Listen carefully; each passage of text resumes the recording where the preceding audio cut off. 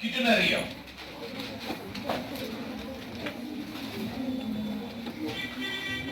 Shabash.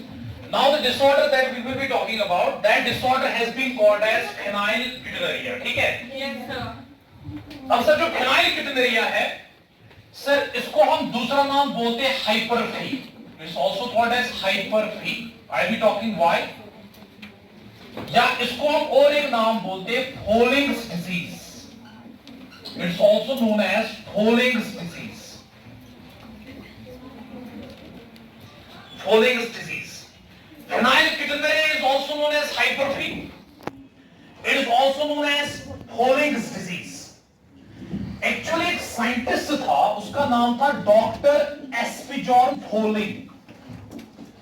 इसने सबसे पहले, सर ये डॉक्टर जो था, इसके पास एक लेडी आई. उस लेडी के जो चिल्ड्रन थे, एक का नाम था लिव और दूसरे का नाम था डैग. These were the name of the children of a young lady who has basically visited this doctor for the consultation.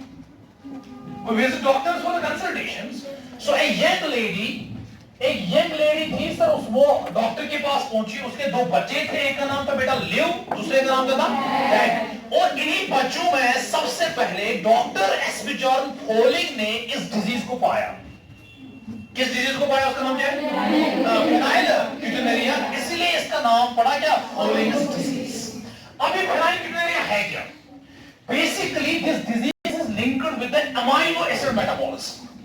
It is linked with the amino acid metabolism, and it is basically a single gene disorder, and single gene disorder but autosomal. But क्या? Autosomal. यानी ये gene जो है, जिस gene का relation है किस disease के साथ? phenylketonuria के साथ, वो किन क्रोमोसोम पे होता है? ऑटोसोम पे. और उस ऑटोसोम का बेटा नाम है sir autosome number 12. Autosome number 12 या क्रोमोसोम नंबर 12 जो है बेटा, क्रोमोसोम नंबर 12 याद रख लेना सर. उस पर एक जीन होता है, that gene is called as PA gene और PA जीन. क्या बोलते हैं? And that gene has basically relevance with the disease called as क्या? नाउ इसमें हम क्या पढ़ते हैं? इसमें हम ये पढ़ते हैं कि अगर कोई किसी ने प्रोटीन खा लिया, प्रोटीन में होंगे अमाइनो एसिड्स, और उसमें अमाइनो एसिड बहुत सारे होते हैं. एक अमाइनो एसिड है बेटा जिसका नाम है phenylalanine. It is an aromatic amino acid. It is an aromatic amino.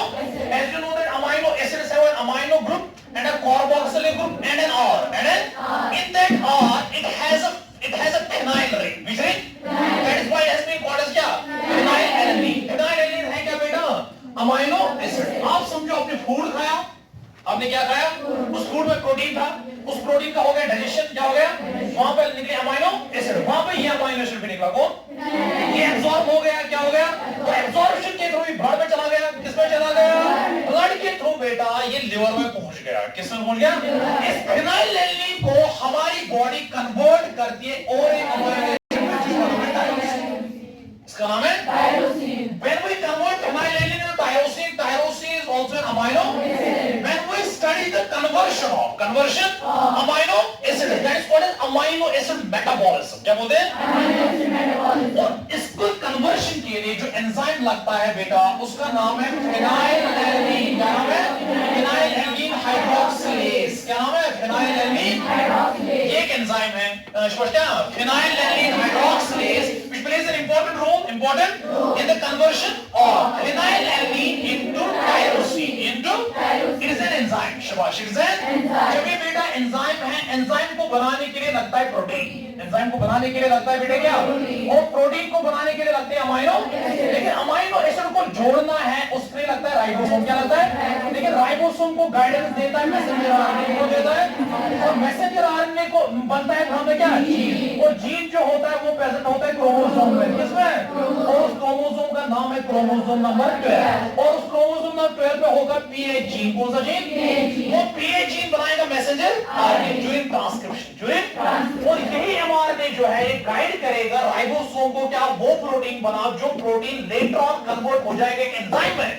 इस एंजाइम का नाम है क्या? phenylalanine hydroxylase. That will play an important role in the conversion of phenylalanine into tyrosine. You are getting my point? What I'm trying to say.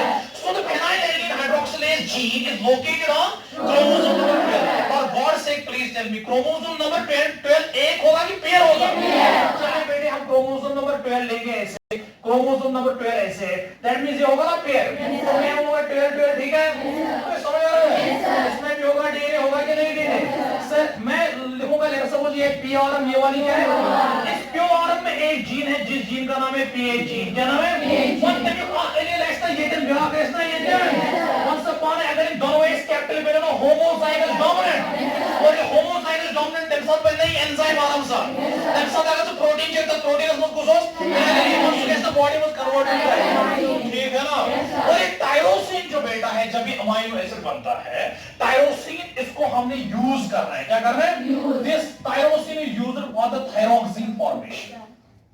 It is used for tyrosine formation. And this tyrosine is used for formation of neurotransmitters. आपने सुना होगा nerve cells में synapse होता है कि नहीं होता है? And transmission of nerve impulse from one nerve cell to another cell. There is neurotransmitters, जाने ना? And some neurotransmitters are stimulated, some are inhibitory. Some neurotransmitters are stimulated, some are. One of the neurotransmitters उसका नाम क्या है?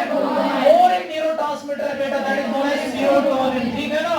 ये serotonin और dopamine को बनाने के लिए भी क्या लगता है बेटा? और याद थायरोक्सिन हार्मोन जो थायराइड ग्लैंड में होता है ना, उसके लिए क्या भी लगता है? टायरोसिन. और याद रख लेना बेटा, ये टायरोसिन जो है, ये जो बेटा क्या टायरोसिन है, it is used for the synthesis of melanin. It is used for the synthesis of melanin is a pigment synthesised by the melanocytes.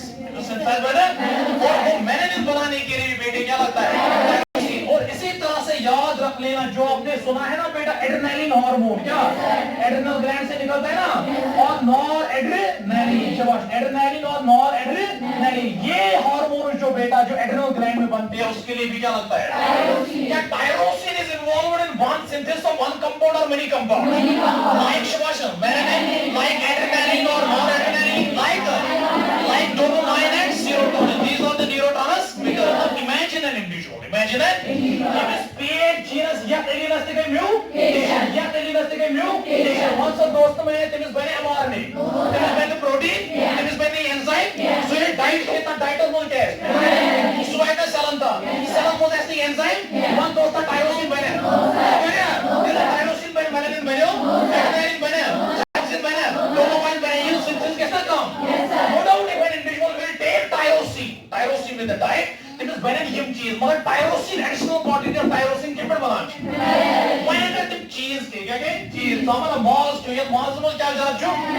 Once upon a industrial digestion के सिर्फ phenylalanine से तो bulldust में. जिनने में सी enzyme मुझे phenylalanine रोज़ तक convert करता है. One phenylalanine दवा क्या कर bulldust में? One phenylalanine से लेकर इस pH क्या लेकर? One तेरी concentration का कम किन ज़्यादा?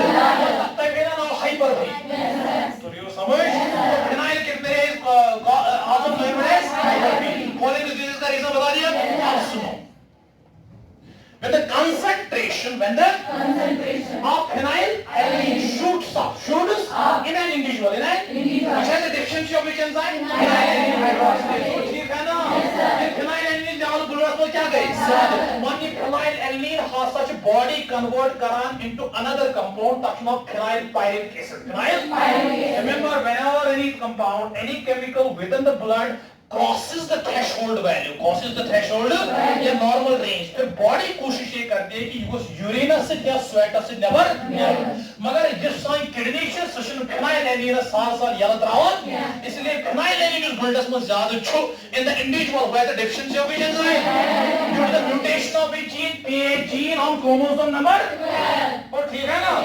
इस मौजूद phenylalanine bulldust में level गए हो ज़्यादा, याद कौन ये phenylalanine हासिल convert करने युवन into phenylpyruvic acid.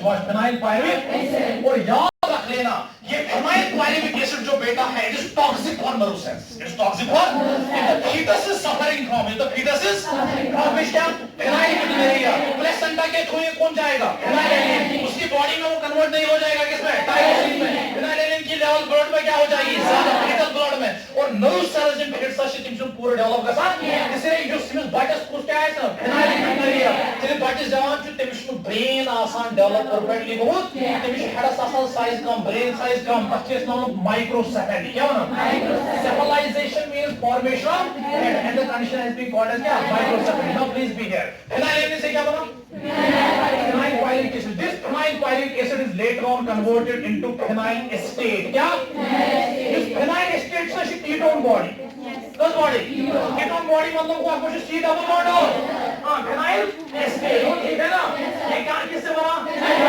किससे बना मैंने की लेवल कम ज्यादा हो गई जब ये था कि एसिड था उस वक्त किस जीन की म्यूटेशन थी क्रोमोसोम नंबर 18 की दोनों लिखो याद रख लेना phenyl की लेवल क्या हो जाएगी और उसके बाद से क्या बनेगा उसके बाद क्या phenyl acetate इस phenyl acetate ये कौन सी बॉडी है केवल इसी को बेटा या तो यूरिन में या तो स्वेट के थ्रू बाहर निकाला जाता है क्या निकाला जाता है ये ना यूरिया ये ना क्यूटेनेरिया because ketone body what is phenyl acetate which is formed from phenyl after conversion into reaction with the urine that is formed from the phenyl इसलिए बोलते हैं phenyl ketone body with the urine is called as quaternary तो ये समझ